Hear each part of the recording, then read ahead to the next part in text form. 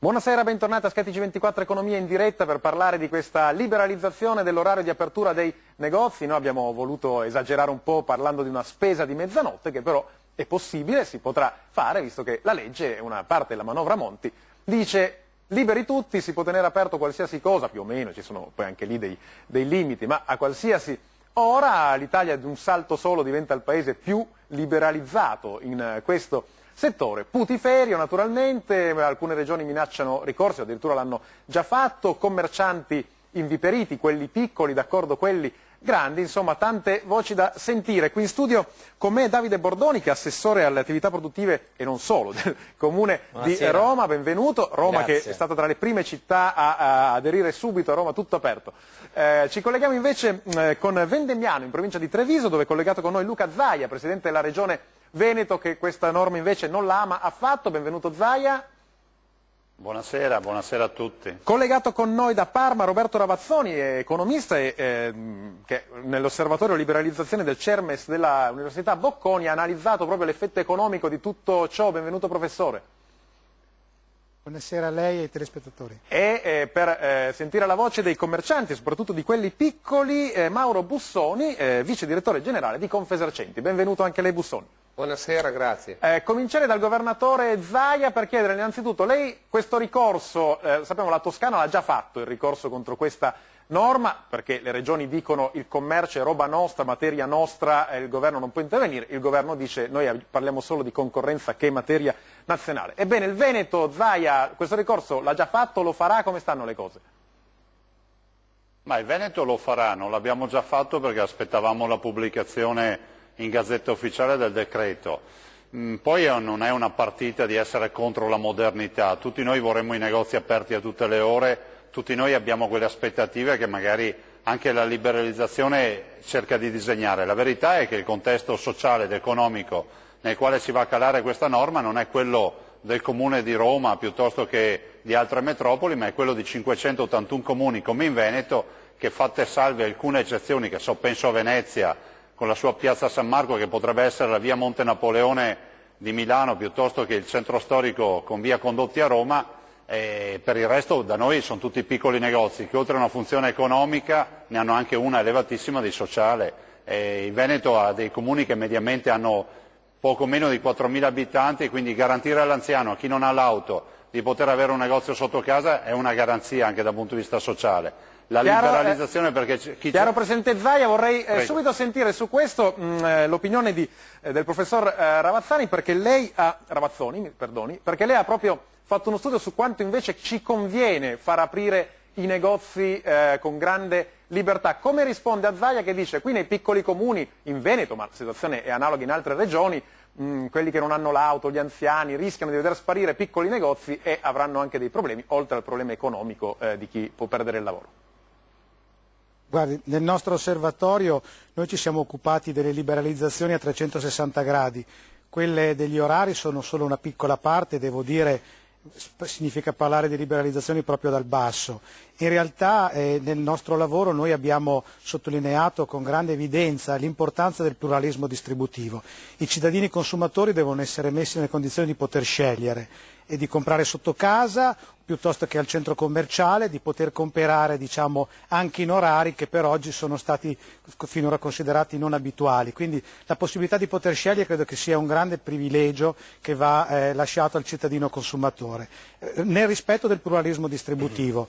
Gli orari di fatto erano già molto ampi, con le città d'arte, le città turistiche, insomma secondo me si sta facendo tanto rumore per nulla. Allora proprio su questo Ravazzoni, mi scusi, volevo chiedere a Bussoni, quindi Confesercenti, ci diceva il professore poc'anzi, gli orari erano già molto liberi. Bussoni, voi perché siete così contrari? Le faccio un esempio stupido per capirci. Se io la domenica ho bisogno di un retino di limoni, magari devo prendere la macchina e andare all'ipermercato perché quello è già aperto, ma il negozietto no. Se un domani sarà aperto il negozio sotto casa, non è che perlomeno voi quei soldi non li perdete, non avete anche un po' da guadagnarci da questo? Guardi, il professor Ravazzoni ha detto una cosa con la quale concordo pienamente, va garantito il pluralismo distributivo, tenendo aperti sempre gli esercizi commerciali si trasferiscono quote di mercato dai piccoli ai grandi. Il provvedimento del governo, che è stato fatto per garantire concorrenza, in realtà è un provvedimento che favorirà ulteriormente la grande distribuzione che già detiene, per quanto riguarda il settore alimentare,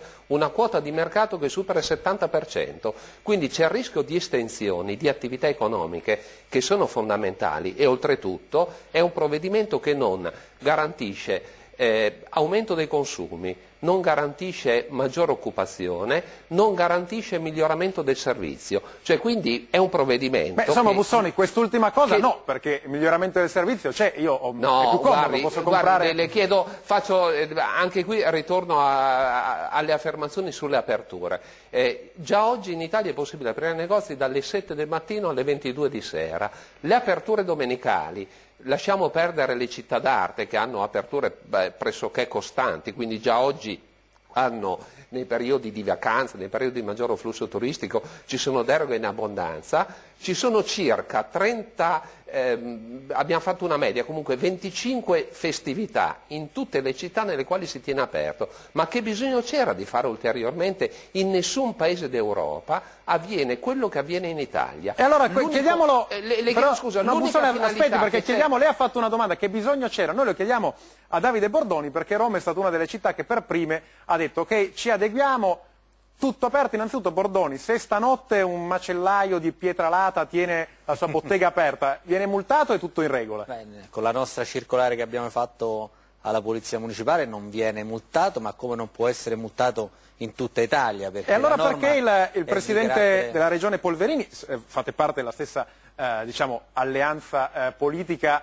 non è poi così d'accordo? Domani vedrà le associazioni dei commercianti, forse si andrà al ricorso anche nel Lazio. Come mai non vi eravate messi d'accordo tra città e regioni? Questo credo sia più un problema costituzionale, ovvero le regioni chiedono di pianificare, di legiferare in materia di commercio, quindi credo che magari nella conferenza Stato-Regione le regioni chiarissero questi tipi di aspetti, anche se il decreto di luglio comunque dava tot giorni alle regioni per adeguare i regolamenti. La Regione Lazio non ha fatto alcun adeguamento. E Roma quindi ha detto subito. Noi siamo stati obbligati, non è che lo abbiamo voluto fare, evidentemente qualche perplessità l'abbiamo anche noi, però a Roma, essendo una città talmente grande, talmente variegata, dove a parte i residenti ci sono ogni anno milioni di turisti, questo può essere un'opportunità. Quindi più il caso di Venezia che ricordava Zaia che non quello del paesino. Torniamo da Zaia.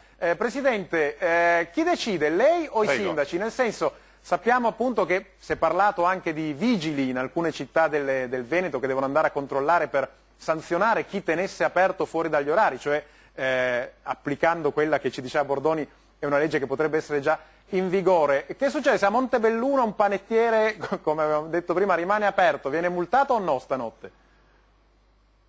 Ma guardi, immagino proprio di no, anche perché poi la decisione spetta ai sindaci in questo limbo.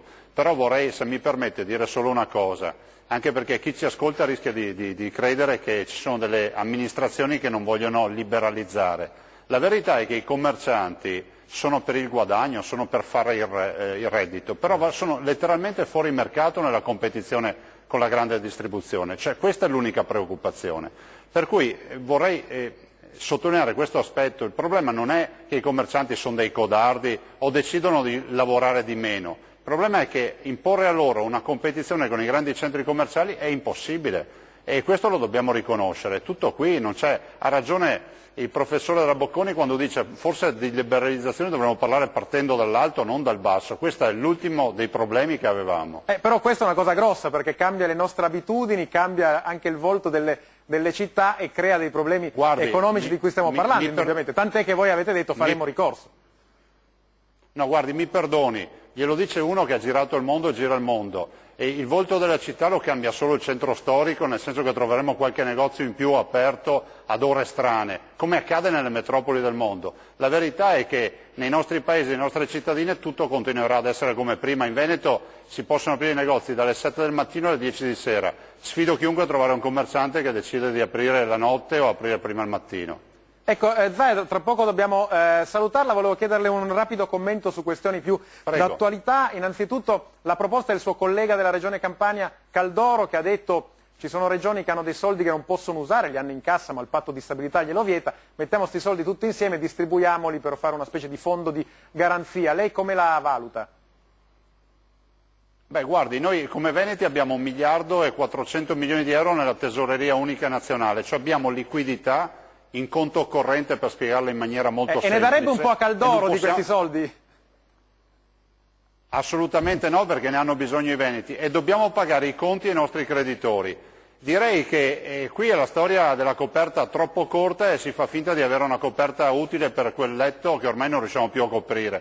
Per cui questo non è altro che uno spostamento di cifre da una parte all'altra. La verità è che bisogna dire ai cittadini che i soldi sono finiti. Chiarissimo. Zai, altra questione proprio di strettissima attualità, la famosa tassa sul permesso di soggiorno. Sappiamo nella manovra veniva fuori che un immigrato per ottenere il permesso di soggiorno doveva pagare salato fino a 200 euro. Oggi i ministri Cancelliere e Riccardi hanno detto ci stiamo ripensando. Suo commento.